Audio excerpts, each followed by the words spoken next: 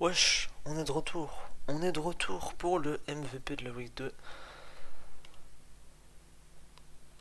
Donc, comme promis, j'avais dit que je le ferais pour chaque semaine. Et bah voilà, on est là, et oui, on est là, mesdames et messieurs. Donc la Week 2, on va déjà présenter les résultats de la Week. Alors, on a eu SFG contre Altiel. C'est Altiel qui s'est imposé dans un match qui a été extrêmement rapide, puisque c'était deux à chaud. Et ça s'est terminé sur un 50-50 à la fin, 50-50 qui a été remporté par Altiel, donc bien joué à lui. Ensuite, on a eu Monitor of Sinnoh contre Gobi. Donc match totalement différent, puisque là c'était une stolo contre une balance. Et c'est finalement la stall de Monitor qui s'est imposée dans un match assez brouillon et assez long du coup, puisque ça a duré 104 tours au total. Donc bien joué à Monitor of Sinnoh. Et le dernier match c'était Wapong contre Named. Wapong qui a joué une hyper offense contre une offense de la part de Named, si je dis pas de bêtises. Et c'est Named qui s'est imposé dans ce match, puisque ouais, on a réussi à avoir les rocks tour 1 vs lead aérodactyle. Et donc du coup contre hyper offense c'était compliqué. Et beaucoup de priorité aussi côté Named, donc ça a beaucoup aidé. Donc bien joué à Named sur ce match. Et puis globalement bien joué à tous pour ces matchs. Bien, le MVP de la Week 2. Et mesdames et messieurs, j'ai décidé de m'auto-sucer. Puisque j'ai décidé de prendre le Milotic que j'ai joué contre Sajo, donc le Milotic ABO. Le Milo ABO, El Very Famoso. Donc ce Milotic, Milotic qu'on peut qualifier de offensif au final. Milotic modeste. Modeste, je donnerai pas la spread que je joue, de toute façon elle est retrouvable si vous faites attention. Avec des invests en HP, des invests en défense, donc pour venir notamment sur Metagross, sur les water en général, enfin voilà, c'est pour venir un peu plus facilement. On a beaucoup de speed, suffisamment pour dépasser les Breloom, des Jirachi à 244 par exemple. Et on va mettre le reste en SPA pour taper fort, puisqu'on joue du coup la nature modeste, et on joue surtout Hydropump qui a 120 de base power, et donc ça allume la plupart des bulky offense, car avec des spikes, ce Hydropump il fait très mal. Ice Beam pour les grasses, et Elec pour les autres water. Et évidemment Recover, parce que comme ça, ça lui donne une utilité défensive. Voilà, donc ça, voilà, c'est vraiment un très bon Pokémon de bulky offense. Au final, il tape quand même relativement fort, surtout quand il est couplé avec des spikes. Et il a quand même une utilité défensive, parce que voilà, Milotic c'est 95, 79, 125, donc très gros bulk en SPDF. Et on l'a un peu investi en défense, donc il prend mieux les coups de Swampert ou ce genre de bêtises. Donc voilà, MVP de la semaine, très clairement. Son match-up en plus durant la game était vraiment incroyable. Vraiment, mais incroyable quoi. Le Rotom éliminé, il dépassait le Jirachi en face, il dépassait le Breloom. Une fois que le Latias a trick son Scar, il touchait plus Milotic, en fait il pouvait plus vraiment le Threaten. Et le Kingdra, si Slug sur Surf, il ne fait absolument rien à Milotic. Et puis le Hitran, j'en parle même pas du coup. Après le Hitran était menaçant, mais on l'a tué avant, donc voilà. Mention honorable, Dragonite qui a eu deux apparences cette semaine.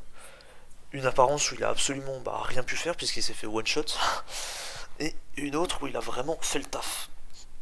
On verra plus tard dans le match que j'ai à vous présenter. En tout cas voilà, Dragonite avec une idée, donc vous connaissez, voilà, vous savez très bien ce que ça fait Dragonite, un énorme trait dans le tiers, DD, Outrage, EQ, Extreme Speed ou Fire Punch, ou même on peut Fire Punch sur Extreme Speed, sur EQ pardon. L'item voilà, vous connaissez, Lum, Life Orb, Yache, etc. En tout cas voilà. Mais en tout cas il a été en vue puisqu'il a réussi à placer 2 DD VS Chaud et à tuer quasiment 3 Pokémon à la team en face, donc il a fait un gros taf. Il a essayé d'ouvrir la team en face et il a réussi. Mais malgré ça, SFG a quand même perdu, on verra plus tard. Puisque oui, le match que j'ai à vous présenter c'est FG contre Altiel, c'est mon match préféré de la semaine. Ensuite, Metagross. Mais c'est pas n'importe quel Metagross, puisque ici il a été joué Gustav Berry. Custom Berry qui a été utilisé par Unnamed. Donc bah c'est une option, hein, tout simplement. Faut pas oublier que c'est pas seulement jouer, enfin que le Metagross n'est pas seulement jouer l'homme, voilà, ou Sash. Voilà, on peut le jouer, oui, on peut le jouer l'homme, on peut le jouer Sash du coup. On peut le jouer Sash, on peut le jouer Okaberry. On peut le jouer du coup Custap, qui nous donne du coup une priorité quand il est à moins de 25% de ses HP. On a quoi aussi? On peut avoir l'Iron Ball, mais du coup il faut jouer Trick. Mais voilà, ça reste important de le noter. Et du coup, pourquoi c'est une mention honorable? Parce que bah, la Custom Berry a été utile. Nous avons eu lead aéro contre lead Metagross. Le héros qui a posé ses rocs tour 1, qui a anticipé bah, un météore mage de la part du Metagross, mais Unnamed a anticipé ça et a posé ses rocs. Donc, on a eu tour 1 nos rocs contre Aéro à chaud. Ça veut dire quoi? Aéro à chaud, ça veut dire que c'est une team qui ne veut absolument pas prendre les rocs, puisque Aéro c'est le suicide le plus rapide du tiers, et le taunt chooser le plus fast en quelque sorte. Ça dépasse à Zelf, hein, bref. On taunt, on pose ses rocs, c'est terminé. Mais du coup, contre Metagross, bah, c'est un peu une sorte de 50-50, quoi, parce que tu peux pas vraiment le taunt. Parce que si tu le taunt, tu te prends Meteor Mash, into Bullet Punch, t'as perdu ton héros, t'as pas pu poser tes rocs. Donc c'est la merde. Mais du coup, on a réussi à poser nos rocs. Le Metagross, il a réussi à tanker 2 Earthquake de la part du héros.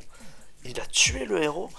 Et ça a mis le Metagross en range de la Custap. Donc il y a eu le Gyarados qui est venu derrière, qui a voulu achever le Metagross pour pas se faire boom dessus, parce qu'il allait pas d'aider évidemment.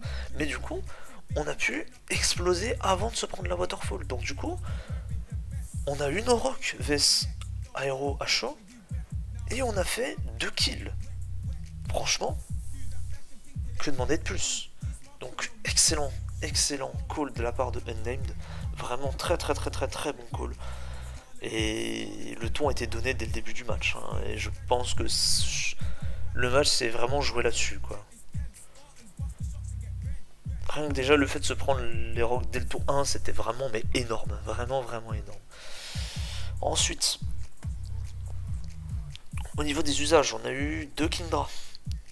Donc bah là du coup Kindra, hein, en DPP ça fait tout, hein. Ça peut être joué setup avec Dragon Dance, ça peut être joué Rain Dance, ça peut être joué Specs, enfin voilà. En tout cas, on a eu un Rain Dance Kingdra qui a été utilisé par Altiel, et on a eu un Specs Kingdra qui a été utilisé par Sajo contre moi.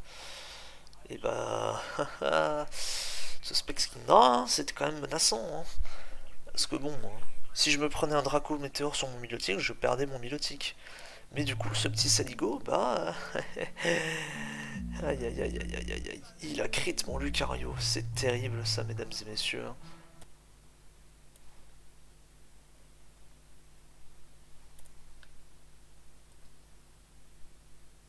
T'as dit quoi, Daouda? J'ai dit pleure. Pleure, ça fait du bien.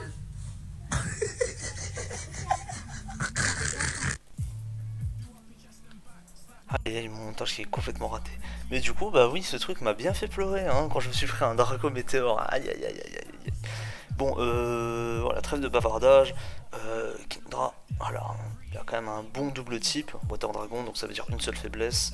Une quadruple résistance Water, hein, important à noter.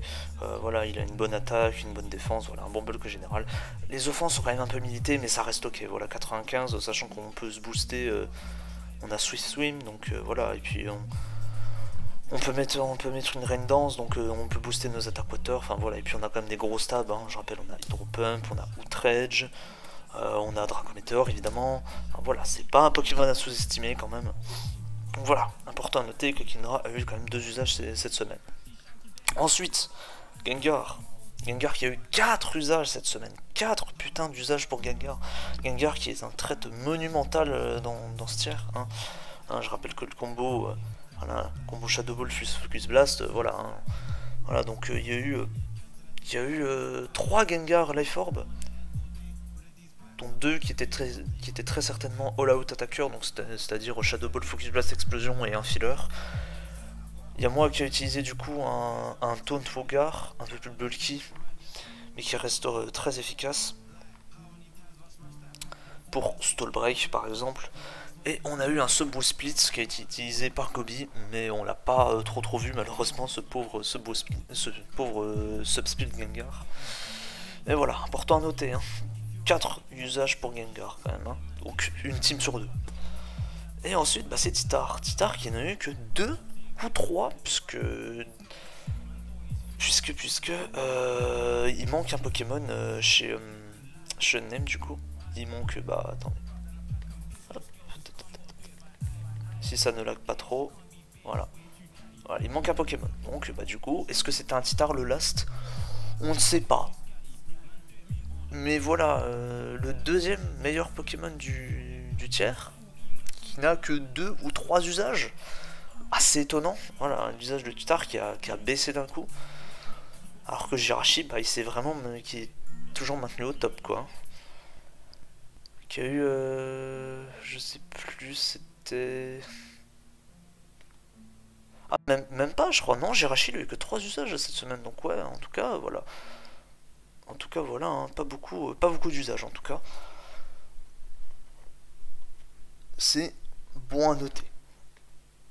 Ensuite, bah, le match à présenter, donc il a été malheureusement commenté sur la chaîne de Emerald. Fait chier, mais bon... c'est mon match préféré de la semaine, donc voilà. Donc du coup, SFG contre Altiel, hein. Comme j'ai dit, on a eu 2 achats dans ce match, donc on va voir comment ça se passe. On a SFG qui valide, Frostlass et Altiel qui valide. Attendez, on va quand même zoomer un peu. Voilà, c'est bien comme ça. Donc, Frostlass qui est très souvent avantagé face à Elf, parce que la plupart des elfes sont lents maintenant, donc Frostlass c'est un excellent Pokémon maintenant, en tant que Suicide Lead. Parce que ouais, il dépasse tous les Azelf qui sont lents, et du coup bah, il peut taunt en premier, et du coup poser ses spikes derrière.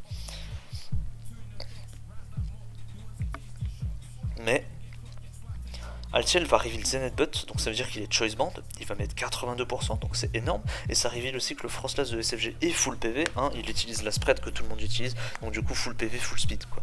Ça n'existe plus les Frostlass avec de la SPA, c'est fini. Mais du coup SFG qui va décider de Ice Beam, puisqu'il va quand même se méfier, il va se méfier du Hazel qui est potentiellement plus rapide que lui, qui a potentiellement taunt. Mais du coup... c'est raté pour SFG. Du coup, il va switch sur son Jirachi, prendre le Zenith Bot ici. Et derrière, Altiel qui va envoyer Tran et SFG qui va faire un très bon play puisqu'il va, voilà, il va double switch pour poser ses spikes. Jirachi qui n'a très certainement pas U-turn ici du coup, puisque vu qu'il a double switch, ou alors il n'a pas envie de le révéler, mais ce serait quand même assez étonnant. Mais du coup, voilà. SFG qui va réussir à prendre un spike dans cette game, donc bah voilà, hein, c'est mieux qu'espéré. Mais du coup, Altiel qui va reveal HP Grass ou HP Elec, puisque c'est pas HP Ice, sinon ça n'aurait pas été neutre sur ce Frostlass. Mais du coup, SFG qui lui va en profiter pour envoyer son Dragonite. Et c'est là, c'est dans ce match qu'on va voir un Dragonite qui fait le taf, mais qui fait le taf vraiment comme il le faut. Altiel va ici envoyer Flygon qui est son Scarfer. SFG va DD une fois. Qu'est-ce que vous faites là, côté Altiel? Est-ce que vous avez envie de perdre votre Flygon, de vous lock sur outrage, potentiellement de vous faire revenge kill par le Jirachi qui peut avoir les Sponge, ou même un autre style, on ne sait pas. Mais du coup, tuer le Dragonite, ou est-ce que vous préférez faire U-turn et puis j'ai pas envoyé un style derrière qui a potentiellement Ice Beam? C'est ça en fait là, au final la force de Dragonite, hein, parce que du coup, bah là... t'as pas trop envie de perdre ton Scarfer, donc bon, là du coup, bah, Altiel, il a fait U-turn en espérant que SFG switch, mais du coup, non, SFG, il va faire le bon play. Il ne va pas au trade, il ne va pas au Q, il ne va pas faire X5, il va re-DD. Et du coup, il dépasse littéralement toute la team, puisqu'on va assumer que ce Flygon est Scarf. Enfin, il est Scarf de toute façon, vu qu'il a dépassé le Dragonite à plus 1, mais on va assumer que c'est le seul Scarfer de la team. Voilà. Et du coup, voilà, on a un Dragonite à plus 2, qui dépasse tout le monde et qui est prêt à faire un véritable carnage et qui est prêt à make progress. Donc là, Altiel va envoyer son Azelf sur le Q, donc ok, il a scout le Q, bien joué à lui. Mais du coup, bah oui, il est obligé de laisser mourir Azelf. Azelf qui meurt du coup de l'extreme speed. Et du coup, bah Altiel qui est obligé de donner son Scarfer. Pourquoi? Parce que vous allez voir derrière. Il a Empoléon en deuxième style. Donc ça veut dire que tous ces Pokémon sont weak à EQ. Si ça aurait été Fire Punch Dragonite, peut-être que le Hitran aurait pu faire quelque chose, ou même le Empoléon directement. Mais du coup, là, le Empoléon, il aurait pris Fire Punch, il aurait pris, je pense, 50% au moins, et il aurait cliqué Ice Beam quand même. Mais là, du coup, le Dragonite qui ne va malheureusement pas tuer le Empoléon, mais il va lui mettre quand même 81%. Et bah du coup, de toute façon, le Empoléon n'aura même pas eu le temps de Agility.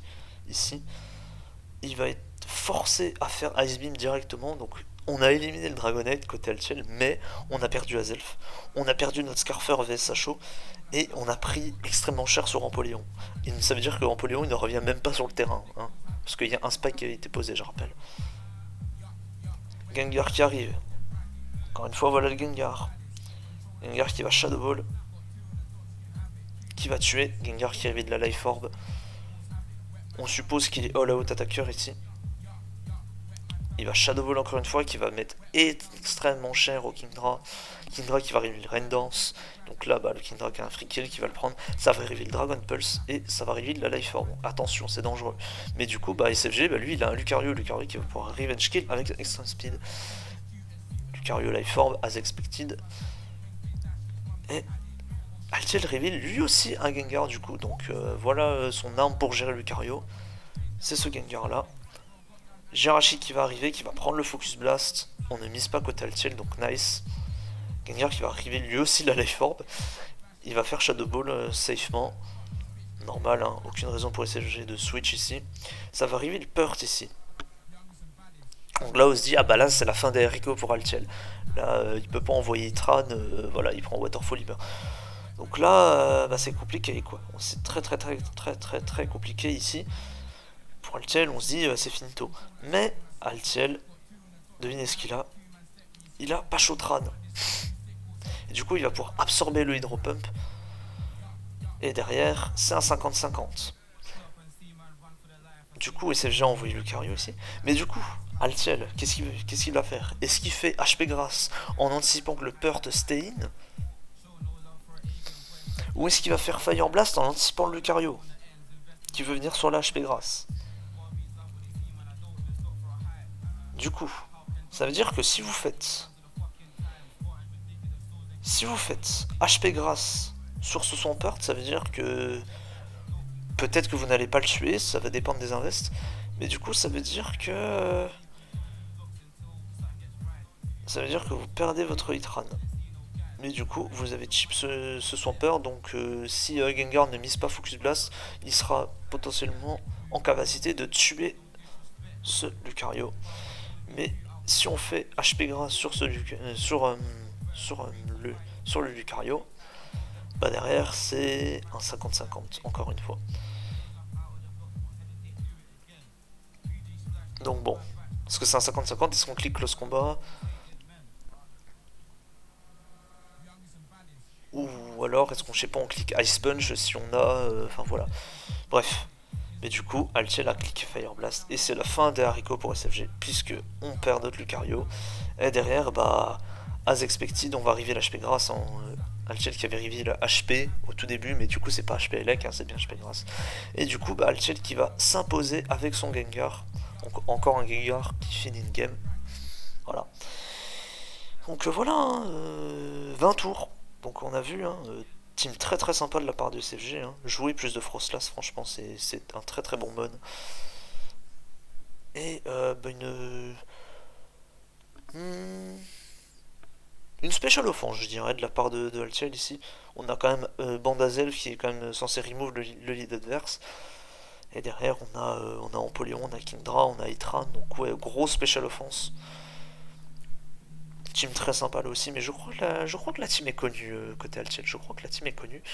Mais CFG il a peut-être build ça lui-même, je ne sais pas. Mais en tout cas, je ne la connais pas cette team. Mais je crois que cette team est connue. Enfin bref. J'espère que vous avez apprécié cette vidéo. Voilà, c'est tout pour cette review de la semaine et ce MVP de la semaine. Sur ce, bah rien à dire de plus. Merci encore d'avoir regardé cette vidéo. C'était le don. Et je vous dis à la prochaine sur ces notes de drill.